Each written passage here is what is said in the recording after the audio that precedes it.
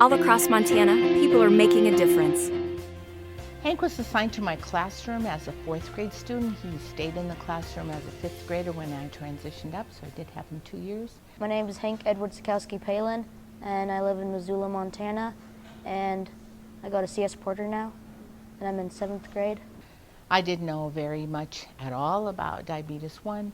Before school started, we had a meeting with the nurse and Hank's mom and myself and our school psychologist, and went through some of the protocols, the things I needed to know about Hank, things I needed to be aware of, set up a training schedule for me.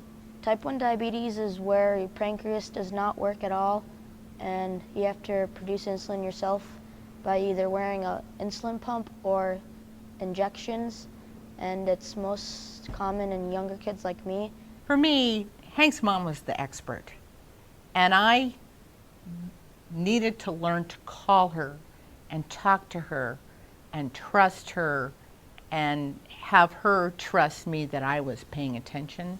We had a private place that he could just step out and check anything and the kids wouldn't be around.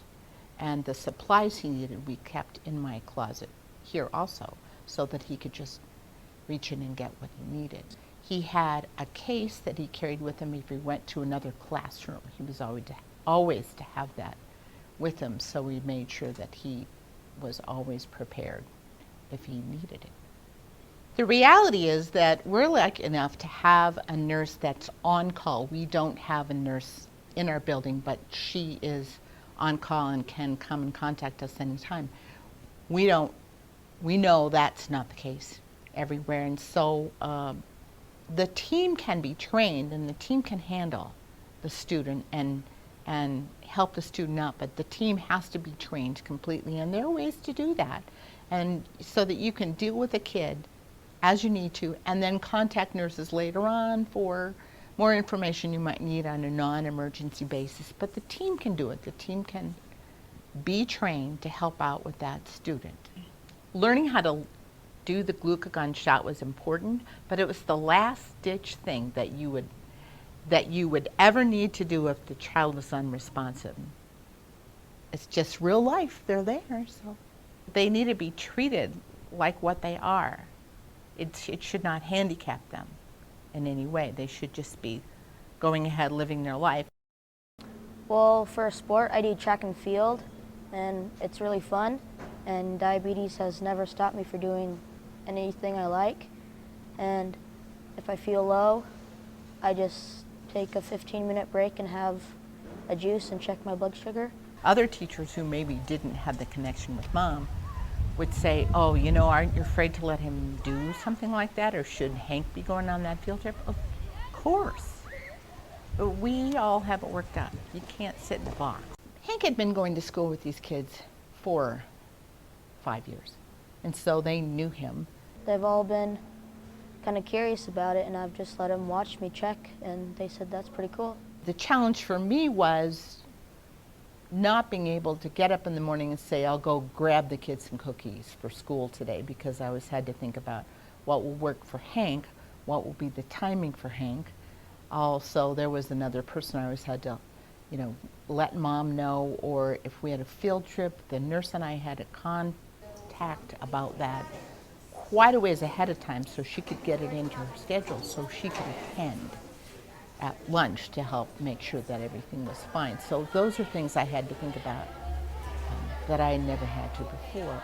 Also, it was a real education for me that I had no idea the amount of carbs in certain foods and the effect that it would have on him if we didn't put it in the pump.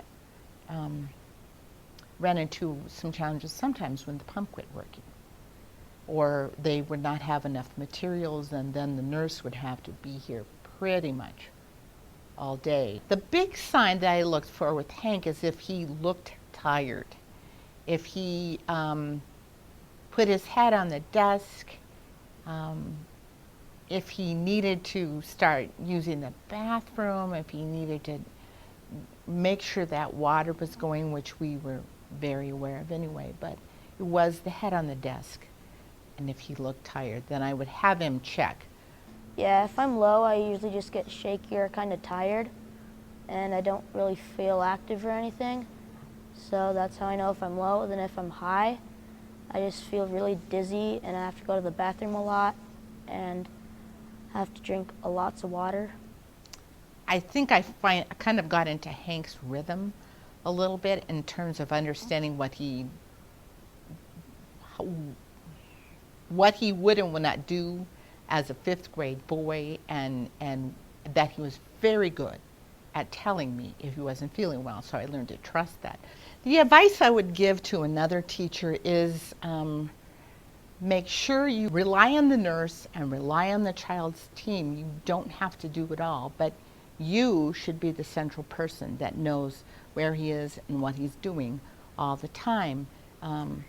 Depending on the age of the kid, you need to interact with them a lot and trust them and say, how are you feeling? And also be present when they check, and if they have a pump, put the number in, because they might accidentally reverse those numbers. He had been taught that over the years, to assume that responsibility, and so did I learned it, and so did the kids in the room. This is what we do. This is how we eat. This is how we are friends. And so what if Hank has diabetes? It's no big deal. Nobody reflected on it. She's on top of it, and she's always been there for me, and yeah, she's really nice.